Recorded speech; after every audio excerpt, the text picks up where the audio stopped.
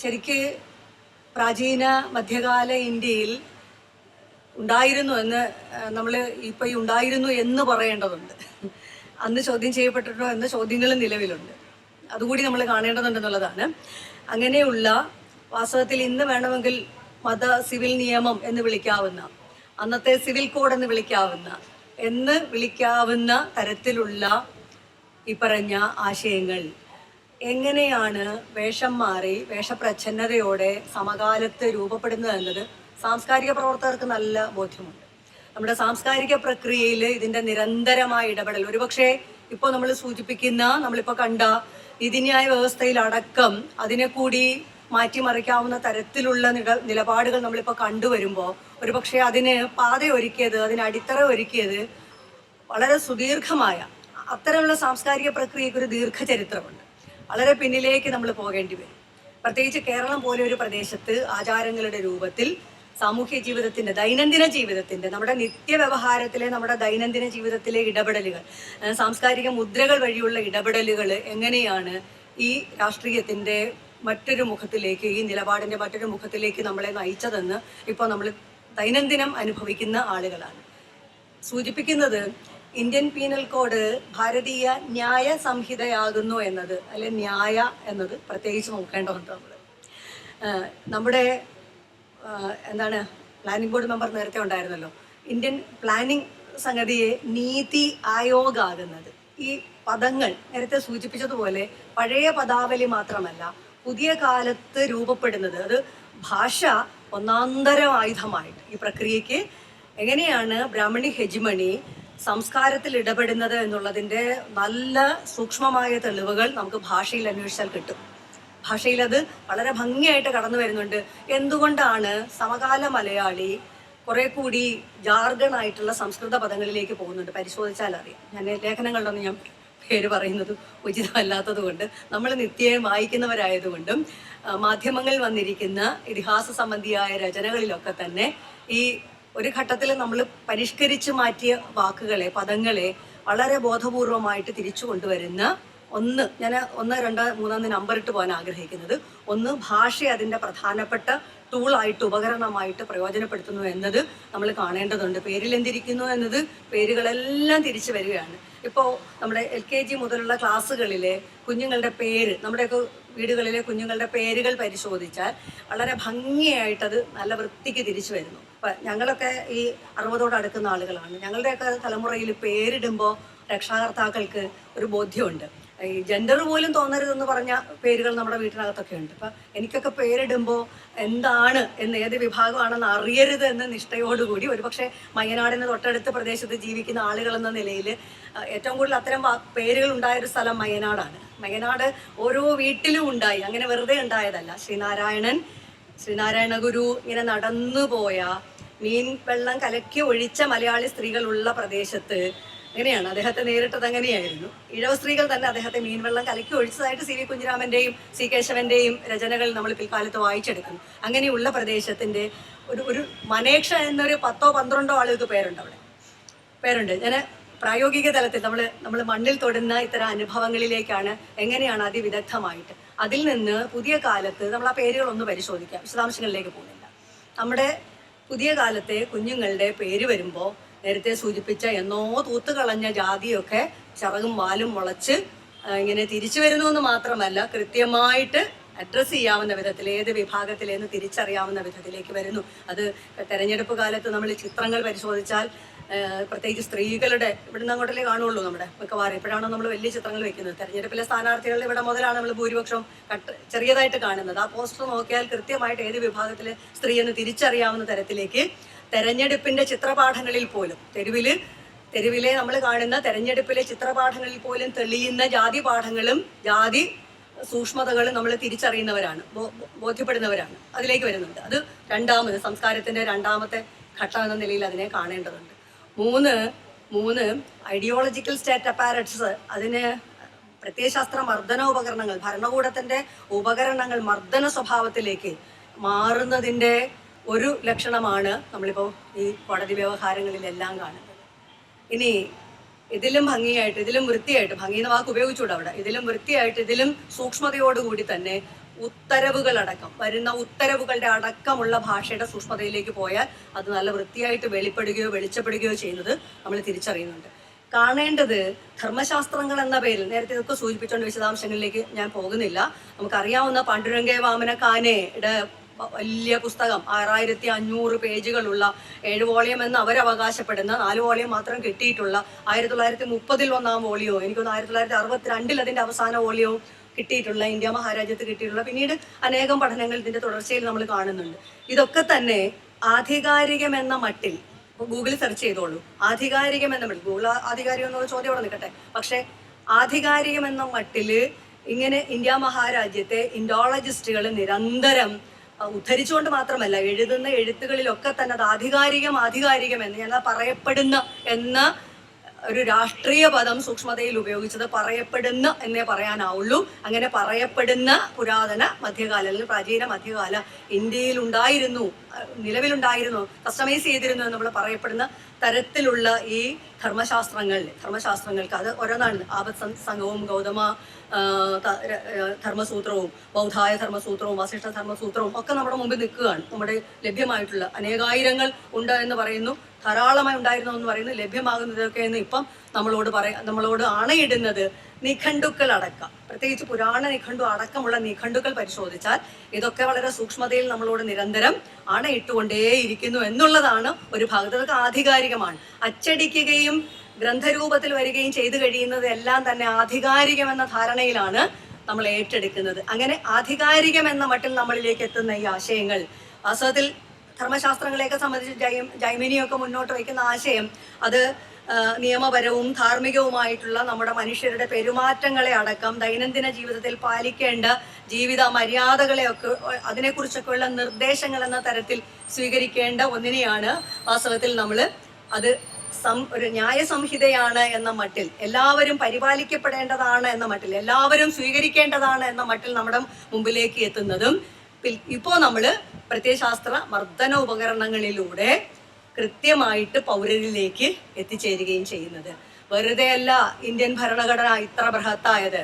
Indian ഭരണഘടന ലോകത്തെ മറ്റേതൊരു രാജ്യങ്ങളെക്കാൾ ഇത്ര വലുതായത് ഒരുപക്ഷെ ഇത്രയേറെ അസമതകൾ നിൽക്കുന്ന ഒരിടത്ത്, ഇത്രയേറെ വൈരുദ്ധ്യങ്ങൾ നിൽക്കുന്ന ഒരിടത്ത്, ഇത്രയേറെ ശ്രേണികൾ നിൽക്കുന്ന ഒരിടത്ത്, ഇത്ര ചിത്രങ്ങളിലൂടെ പ്രേം എന്ന് വെറുതെ എഴുതി വെച്ചെന്ന് പ്രേം ബിഹാരിയാണ് ഇറ്റാലിയൻ കാലിപ്സോ രൂപപ്പെടുത്തിയതെങ്കിലും ആ പ്രേം എന്ന വാക്ക് വെറുതെ അല്ല എന്ന് ഇപ്പൊ നമ്മൾ ഓർക്കുകയാണ്.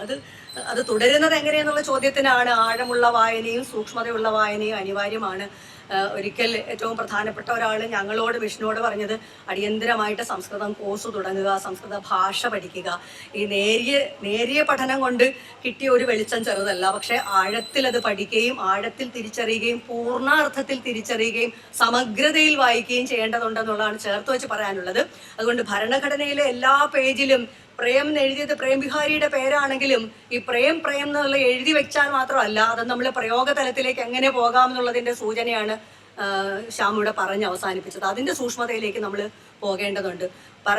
രണ്ടാമത്തെ പ്രധാന കാര്യം, എന്തുകൊണ്ടാണ് ഇന്ത്യൻ ഭരണഘടനയിൽ മനുഷ്യരെ തൊട്ടാൽ അന്യോന്യം സ്പർശിച്ചാൽ അത് കേസ് വഴക്കില്ലാത്ത കാര്യമാണെന്നൊരു ഒരു ഭരണഘടനയിൽ എഴുതി വെക്കേണ്ടത് എന്തുകൊണ്ട് എന്ന് ആലോചിക്കേണ്ടതുണ്ട്.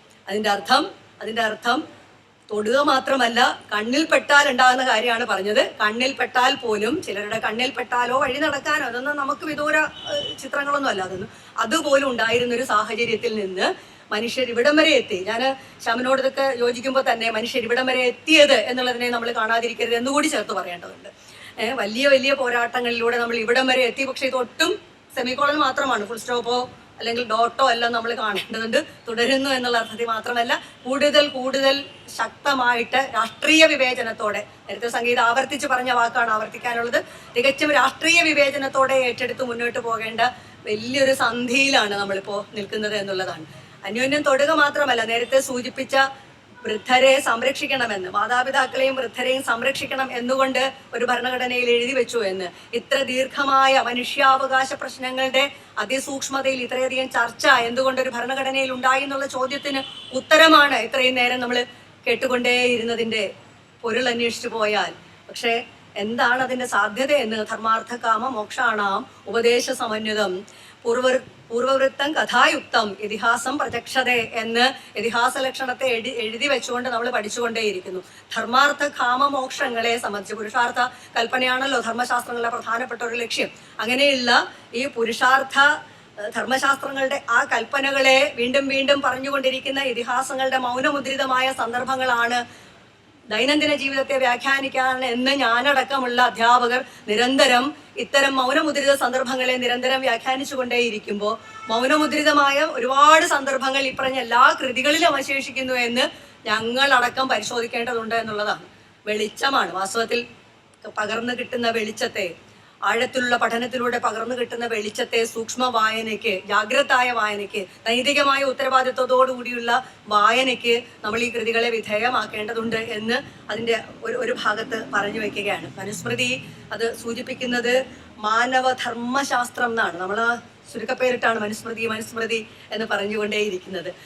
മാനവധർമ്മശാസ്ത്രം എന്ന് പറയുന്നത് ശരിക്ക് ഇത്ര നേരവും ഇത്രയും ജഡ്ജ്മെന്റുകളിൽ, ഇത്രയും വ്യാഖ്യാനങ്ങളിൽ, കോടതി വ്യവഹാരങ്ങളിൽ, വ്യവഹാരം എന്ന പദം കൂടി ഇതിൻ്റെ ഇടയിൽ വരുന്നുണ്ട് നമ്മൾ കണ്ടോണം. ധർമ്മം മാത്രമല്ല വ്യവഹാരം എന്ന പദത്തെക്കുറിച്ചുള്ള ജൈമിനി തുടങ്ങി വയ്ക്കുന്ന ധർമ്മം എന്തെന്ന ചർച്ചയെക്കുറിച്ചുള്ള ജൈമിനിയുടെ തുടക്കവാചകങ്ങൾ ആജ്ഞയാൽ വിശേഷിപ്പിക്കപ്പെടുന്ന ആഗ്രഹ വസ്തു ആണ് ധർമ്മം എന്ന് പറയുകയും അതിൻ്റെ ബൈനറി വ്യവഹാരം എന്ന ചർച്ചയിലേക്ക് കൂടി ജൈമിനി അടക്കം പോകുന്നുണ്ട്. അതിൻ്റെ തുടർച്ചയിലാണ് ഇത്ര നേരം നമ്മൾ കേട്ടിരുന്നത്. അവിടെയാണ് വാസ്തവത്തിൽ വ്യവഹാര തലത്തെക്കുറിച്ചുള്ള സൂക്ഷ്മ ചർച്ചയിലാണ് ഈ വിചാരണകളെല്ലാം പിൽക്കാലത്ത് ശങ്കരസ്മൃതിയിൽ നമ്മൾ വായിക്കുന്ന ഈ പറഞ്ഞ സ്ത്രീ അടക്കം നേരിടുന്ന, സ്ത്രീ മാത്രമല്ല, ചണ്ടാളനെ കുറിച്ചുള്ള നിരന്തര ചർച്ചകൾ, ചണ്ടാളനെ കുറിച്ചുള്ള വ്യാഖ്യാനങ്ങൾ, ചണ്ടാളൻ കടന്നു പോകുന്ന വഴിയിൽ എന്ത് ചെയ്യണം എന്നുള്ള സൂക്ഷ്മതകൾ, വിശദാംശങ്ങളിലേക്ക് പോകുന്നില്ല. അങ്ങനെയുള്ളതിനെയൊക്കെ പഠിച്ചുകൊണ്ട് തന്നെയാണ് ഇന്ത്യൻ ഭരണഘടന. ഞാനിതിൻ്റെ ഉപാധി ഇന്ത്യൻ ഭരണഘടന എന്നത് അതിൻ്റെ പൂർണ്ണ അർത്ഥത്തിൽ ഇന്ത്യൻ ഭരണഘടന മുന്നോട്ട് വയ്ക്കുന്ന ഏറ്റവും ജനാധിപത്യപരമായ ആശയങ്ങളെ, മനുഷ്യർ ഒന്ന് എന്നുള്ള ആശയത്തെ, ഓണക്കാലമാണല്ലോ, മനുഷ്യരൊന്ന് എന്ന ആശയത്തെ, കള്ളപ്പറയും ചെറുനാഴികളും ഇല്ലാത്ത, കള്ളപ്പറ കേന്ദ്രം പറയുമ്പം കള്ളപ്പറയും സംസ്ഥാനം പറയുമ്പോൾ ചെറുനാഴിയുമായി പോകുന്ന എന്തൊരു മനോഹരമായിട്ടാണ് സഹോദരൻ അയ്യപ്പൻ അടക്കമുള്ളവരെ നമ്മളതിൻ്റെ രചന എന്ന് പറയപ്പെടുമ്പോൾ വാസ്തവത്തിൽ കള്ളപ്പറയും ചെറുനാഴിയുടെ ഉദാഹരണം അന്വേഷിച്ച് ദൂരേക്കെങ്കിലും പോകേണ്ടതില്ല. കേന്ദ്ര സംസ്ഥാന ബന്ധങ്ങളെക്കുറിച്ച് മാത്രം ഭരണഘടന സ്വപ്നം കണ്ട കേന്ദ്ര സംസ്ഥാന ബന്ധങ്ങളെക്കുറിച്ച് മാത്രം അന്വേഷിച്ചാൽ മതി എന്നുകൂടിയാണ് ഈ സന്ദർഭത്തിൽ ചേർത്ത് വെച്ച് പറയാനുള്ളത്. അങ്ങനെയുള്ള ഒരു സന്ദർഭത്തിലാണ്, അങ്ങനെയുള്ളൊരു കാലത്താണ് നമ്മൾ ഈ പറഞ്ഞ കൃതികളെ, പ്രത്യേകിച്ച് ഈ ഇതിഹാസ സമന്വിതമായിട്ട് നമ്മൾ തൊണ്ടയിൽ വെള്ളം കൂട്ടാതെ, ഉപ്പ് കൂട്ടാതെ വിഴുങ്ങിയിരുന്ന ഞങ്ങളുടെയൊക്കെ തലമുറ അങ്ങനെയാണ്. ഞാൻ ഒരിക്കൽ ശ്യാമിൻ്റെ ആരാണ് രാമൻ ആവർത്തിച്ച് വായിക്കുകയും പഠിക്കുകയും ചെയ്തപ്പോൾ ഞങ്ങളുടെയൊക്കെ ഉള്ളിൽ, ഞങ്ങളുടെയൊക്കെ ചെറുപ്പത്തിൽ വളർന്ന സാഹചര്യത്തിൽ രാമൻ സർവോത്തമനായ പുരുഷോത്തമനായ രാമനും സീതയെപ്പോലിരിക്കണം പെൺകുട്ടികൾ എന്ന് പറഞ്ഞു പഠിച്ചു കേട്ട് വളർന്നവരാണ്. ശ്ലോകം ചൊല്ലി അത് മത്സരത്തിനൊന്നുമല്ല, ശ്ലോകങ്ങളൊക്കെ ചൊല്ലി ഊട്ടി ഉറപ്പിക്കുകയാണ് സീതയാണ്.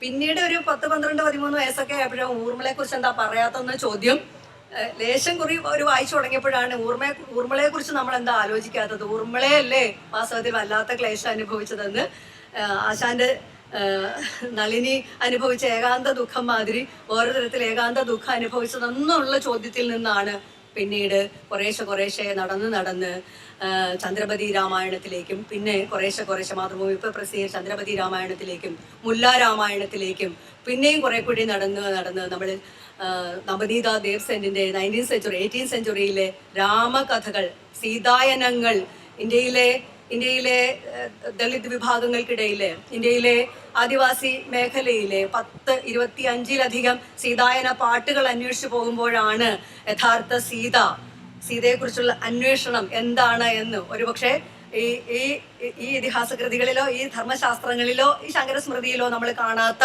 മറ്റൊരു സീതയെ അന്വേഷിക്കുന്ന, ഒരുപക്ഷെ നമ്മുടെ മുഖ്യധാരാ സാഹിത്യമോ മുഖ്യധാരാ ഗവേഷണമോ കാണാതെ പോയ നമ്മുടെ നാട്ടിൽ നടക്കുന്ന ഗവേഷണങ്ങൾ, ഞാൻ എൻ്റെ തീസിസ് ആരംഭിക്കുന്നത്, എൻ്റെ MPhil തീസിസ് ആരംഭിക്കുന്നത് പിന്നീട് നമ്മൾ സങ്കടത്തോടെയാണ് നോക്കുന്നതിന്, അതിന് വലിയ വിഷമത്തോടെയാണ് നോക്കിക്കാണുന്നത്. ഭാരതീയ ഇതിഹാസങ്ങളിൽ ഭാരതീയ ശാസ്ത്രങ്ങളിൽ എന്ന് പറഞ്ഞുകൊണ്ടാണ് ആരംഭിക്കുന്നത്. പക്ഷെ ആ ഭാരതീയ ഇതിഹാസം എന്ന് പറഞ്ഞത് വലിയ കുഴപ്പമില്ലെന്ന് ഇപ്പോഴും വിചാരിക്കുന്നു. കാരണം അത് തന്നെയായിരുന്നല്ലോ, അതിൽ പ്രിഫിക്സ് ഭാരതീയം എന്നാൽ തരക്കേടില്ല. പക്ഷെ ഇന്ന് നമ്മൾ വ്യാഖ്യാനിക്കുമ്പോൾ എല്ലായ്പ്പോഴും വാക്ക് പ്രസക്തമാണ്. വാക്ക് പ്രസക്തമാണ്. സമകാലത്ത് വാക്ക് വളരെ പ്രസക്തമാണ്. അത് ഏത് തരം തീരുമാനങ്ങളിലും ഏത് തരം നമ്മുടെ ചർച്ചകളിലും വാക്ക് വളരെ പ്രധാനമാണെന്ന് ഈ കാലം നമ്മളെ ഓർമ്മിപ്പിക്കുന്നു. അതുകൊണ്ട് പ്രാചീന ഇന്ത്യയുടെ മധ്യകാല ഇന്ത്യയുടെ ഉണ്ടായിരുന്നു എന്ന് പറയപ്പെടുന്ന, പൂർണ്ണാർത്ഥത്തിൽ നടപ്പിലാക്കപ്പെട്ടിരുന്നു എന്ന് പറയപ്പെടുന്ന ഇതിന്റെ ഒരു ധാർമ്മികം എന്ന് വിളിക്കുന്ന ധാർമ്മികമായ എന്ന അടിച്ചേൽപ്പിക്കലാണ്. അതുകൊണ്ട് തന്നെ പുതിയ കാലത്ത് നീതി ആയോഗ് ഉണ്ടായി വരുന്നത്. അതുകൊണ്ടാണ് പുതിയ കാലത്ത് ധർമ്മ സംഹിതയായി മാറുന്നത്. എന്ത് ധാർമ്മിക സംഹിതയാണ് നമ്മൾ ഈ പറഞ്ഞ കോടതി വ്യവഹാരങ്ങൾ? ഒരു മനുഷ്യർ അവരുടെ ജീവിതത്തിലെ ഏറ്റവും അങ്ങേറ്റത്തെ നിർണായക സന്ദർഭങ്ങളിലാണ് പോലീസും അതിൻ്റെ അപ്പുറം കടന്ന് കോടതി വ്യവഹാരങ്ങളിലേക്കും പോകുന്നത് എന്നാണ് ശരാശരി സ്ത്രീ എന്ന നിലയിൽ വിചാരിക്കുന്നത്. ഇവിടെ ഇരിക്കുന്ന സ്ത്രീകളൊക്കെ അത്ര കണ്ട് വിയോജിക്കുമെന്ന് ഞാൻ വിചാരിക്കുന്നില്ല. പുതിയ കാലം കുറെ കൂടി മാറി നീതി തേടി അവർ പോകുന്നുണ്ട്. പക്ഷെ അങ്ങനെ എത്തുന്ന അവസാനത്തെ അഭയസ്ഥലങ്ങളിൽ എങ്ങനെയാണ് ഇത്തരം ആശയങ്ങൾ, അവരവരുടെ നിലനിൽപ്പിനെ സംബന്ധിച്ച് ഇത്തരം ആശയങ്ങൾ ഏത് ധർമ്മശാസ്ത്രത്തെ മുൻനിർത്തിയാണ്, ഏത് സ്മൃതിയെ മുൻനിർത്തിയാണ് വ്യവഹരിച്ചുകൊണ്ടിരിക്കുന്നതെന്നും അത് പൊതുസ്വീകാര്യത കൈവരുന്നത്, അതിന് കുറെ കൂടി പൊതുസ്വീകാര്യതയും സാമാന്യതയും കൈവരുന്നു എന്നുള്ളതാണ് അപകടകരമായ സൂചന. പ്രതിരോധം നേരത്തെ സൂചിപ്പിച്ചതുപോലെ ഈ പ്രതിരോധത്തിനൊപ്പം നമ്മുടെ ദൈനംദിന ജീവിതത്തിലെ ഇടപെടലുകളിൽ കൂടിയാണ് ഈ ആശയങ്ങൾ ഒരുപക്ഷെ വേര് പിടിച്ചത്. ഒരു നൂറ്റാണ്ട്, ഒരു 1.5 നൂറ്റാണ്ട് കൊണ്ട്, അങ്ങനെ തന്നെ പറയേണ്ടത്, ഒരു പൊടുന്നനെയല്ല, അതിങ്ങനെ വേര് പിടിച്ചത്. അതിനപ്പുറത്തേക്ക് ജനാധിപത്യത്തിന്റെ, പാരസ്പര്യത്തിന്റെ, സ്നേഹത്തിന്റെ, സാഹോദര്യത്തിന്റെ, കരുണയുടെ, നീതിയുടെ ഒക്കെ സമവാക്യങ്ങൾ ദൈനംദിന ജീവിതത്തിലെ നിത്യവ്യവഹാരത്തിന്റെ ജീവിതത്തിലെ ഇടപെടലുകൾ കൊണ്ട് മാത്രം സാധ്യമാകുന്നതിന് അതിന് ഉയർന്ന രാഷ്ട്രീയ ബോധ്യവും ഉയർന്ന മാനവിക ബോധ്യവും ഉയർന്ന ധർമ്മ ബോധ്യവും നൈതികതയുമാണ്. ഞാൻ ധർമ്മശാസ്ത്രം എന്നതിന് ബൈനറി നൈതികത എന്ന് വയ്ക്കുകയാണ്. നീതിയാണ് പ്രധാനം, മനുഷ്യർക്ക് ഒന്നുപോലെ ലഭിക്കേണ്ടുന്ന നീതിയാണെന്ന ആശയത്തെ മാത്രം പറഞ്ഞുകൊണ്ട് ധാർമ്മികത എന്നത് ഒരു ലേമാൻ എങ്ങനെ നോക്കിക്കാണുന്നു എന്ന നിലയിൽ മാത്രമാണ്. ധർമ്മശാസ്ത്രത്തിന്റെ ഉള്ളടക്കങ്ങളിലേക്ക് പോകാൻ ഈ ഒരു കുറഞ്ഞ സമയം കൊണ്ട് ആവൂല. അങ്ങും ഇങ്ങും വായിച്ചുള്ള അറിവ് മാത്രമാണ് ഉള്ളത്. എങ്കിലും പരസ്പരം മനുഷ്യർ തൊട്ടാൽ പ്രയാസമില്ലെന്ന് കുഴപ്പമില്ലെന്ന് പറഞ്ഞ ഒരു ഭരണഘടനയുണ്ട്. അത് ഉയർത്തിപ്പിടിക്കുക മാത്രമാണ് സമകാലത്ത് കരണീയം എന്ന് പറഞ്ഞ് ഞാൻ അവസാനിപ്പിക്കും.